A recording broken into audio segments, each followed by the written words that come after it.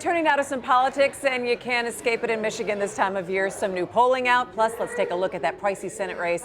Say hi to Nolan Finley of the Detroit News and Stephen Henderson of American Black Journal. Hey guys, a little politics. We've got a boisterous crowd behind us, I'm sure. They're all talking about Meghan and Harry. Is that what it is? That's I what think it you're is. obsessed with that, Nolan. He's paying more attention than anyone I know. Locked in. Well, I think it's because we can all relate to bad conference calls, and if Meghan was calling into that meeting, I can only imagine what that was like. Well, we can also all relate to dysfunctional family Yes. I think that's what dynamics, it is, right? yeah. Like you fight with your family about all kinds of stuff. You say you want to move away, and your grandma's like, "Hold on a second, you didn't ask my permission." Oh, it's not good, but it And definitely these is one of millennials those never things. leave the nest. These millennials. leave, right. That's right, Nolan Finley. Just send him an email. All right, let's go ahead and take a look. Some polling came out. It was a Detroit News Channel 4 Glengarriff poll, taking a look at where we stand right now. What stood out to you, Nolan? Well, what stood out to me is that I would have thought that the Democrats would be performing much, much better against Donald Trump. I mean, he's had a pretty tough stretch with impeachment. Michigan went heavily Democrat in 2018. And if you look at the spread, except for Joe Biden, I think he was behind 7 to Joe Biden. The rest were pretty much within the margin of error. He's very well positioned at the start of this presidential campaign. What do you think? Yeah, I mean, well, number one, it all with polling now, it all depends on how you weight it, right? And I don't know, was it Democrat plus what? I mean, It depends on whether you think this will be a Democrat plus 7. That's pretty high, actually. If it was that high and the numbers were that wrong, close, I thought it was plus 7. but it really does depend on the turnout, right?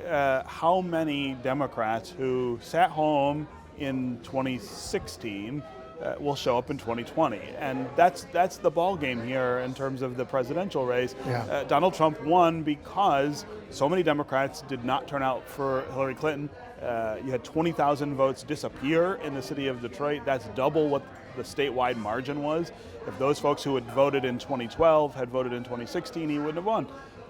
So it really is about which Democrat can get Democrats Right, up and I think you that saw a day report out today for from the Free voting. Press talking about how their expected turnout in Michigan is supposed to be very, very high. And that Turnout hurts the favors president. Democrats very well. I mean, Trump actually got less votes in Michigan in winning than Mitt Romney did in losing, and John McCain did in losing, about the same as McCain. It was a very traditional and normal Republican vote, but the Democratic vote just fell off the charts in 2016. Well, and you also had this overvote in Macomb, which helped him enormously.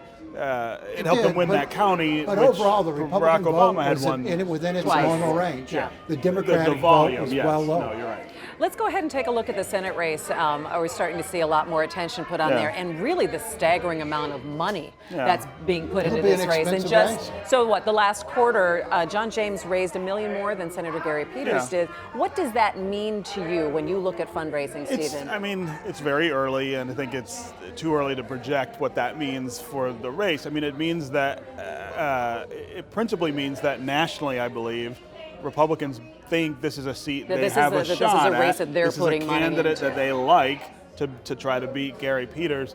I think John James is more appealing nationally than he is locally.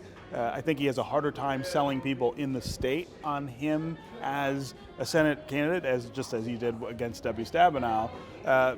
But Republicans nationally, I think this is a good race to bet on this early. But didn't he do better against Debbie Stabenow than people thought he was Well, going I mean, to? it was 6 points. It wasn't a razor thin, but he starts this race only 4 points behind Gary Peters. Gary Peters has got a UAW problem because the UAW is heavily behind Gary Peters. UAW leadership. You've got the corruption scandal in that union. I wrote about that this week. So do you think that's going to make a difference in political clout for the UAW? I do, and I think the rank and file is not necessarily this time going to follow the advice of their leadership because they're angry, mistrustful of that leadership. It's a place or a group of voters that, as a Republican, you don't necessarily usually have a shot at, but John James can exploit that this time. Yeah, the one thing that people underestimate about Gary is the relationship he has with those very voters, especially in places like Macomb and going up into the Thumb. They love Gary out there. They love the motorcycle that he rides. They love the way that he can kind of relate to their working class backgrounds. He does really, really strongly in that area of the state, and John James did not in the last race against Debbie Stabenow. I think that could end up being the difference in November, is that John James is unable to close the deal with these people who are, understandably upset with their union leadership, but they do like Gary and they have a relationship. Well, there's with an him opportunity already. for him there, because James can do something Peters can't. He can attack the UAW leadership while supporting the reforms that the He could rank and file absolutely do want. that, yeah. Direct elections, accountability for spending.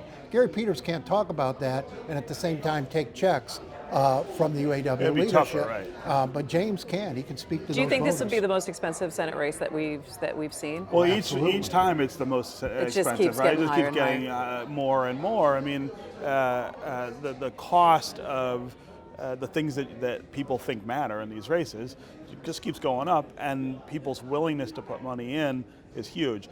The other question will be, though, on the Democratic side, the Bloomberg effect. If he doesn't get the nomination, what he's promising to do is to support candidates that will help the Democrats win the Senate and get Trump out of office. He did that in Virginia in 2018. It made a huge difference.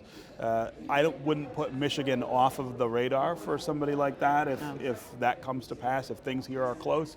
That's money that could come into the state that we haven't seen before, and the volume would be impressive. All right, so this time of year, are you a little bored? More bored than usual, Nolan? There's no auto show right now. This was auto show week. And look at how nice the weather I'm is. not this bored. week. Southern. It's actually warm, though. I think they're supposed to get snow It's a nice this break. week. But yeah, I mean, it feels funny. I mean, because normally you'd come back, you get a week off from the holidays, and boom, you're right into the auto show. We got to wait a few months now, and it's a long slog. And we don't know what we're waiting for. Well, It's no, a we're long starting to hear slog a little between bit. here and Easter. A couple more details, though, on what's going to be happening in June. Yeah, and it's sounding fun. I mean, they're going to do that at the Opera House or Music Hall in that space on Madison there. They're going to do the German and German and English car show. Yeah, so if you want to get close to Ferraris, you Yeah, I can. mean, Yeah, and that'd so be they're cool. going to be. Yeah. They're really focusing on the outdoors that week and bringing people out and around the city, which will be different. It could be exciting if it don't rain. So I was just going to say, so you're counting down the days. I know you enjoy it. I think it's a nice break from the show, because I think the weather is always such an awful part of it. And I am excited for summer. I think it'll be different, and there'll be things that we didn't have a chance to do I'm excited before. to be able to show off the city in a different way too, Yeah, because man, you do go from hotel to convention right. hall to That's hotel right. to airport Come to out Detroit in in January. June, and you'll be able to really it's our experience best a lot of month. that. But there is this now winter void here where there's absolutely nothing going on. It's quiet. It's and, nice. I don't know. You just don't like people. We're going to get cabin fever here. We'll be All right. Okay. Well, thanks, guys.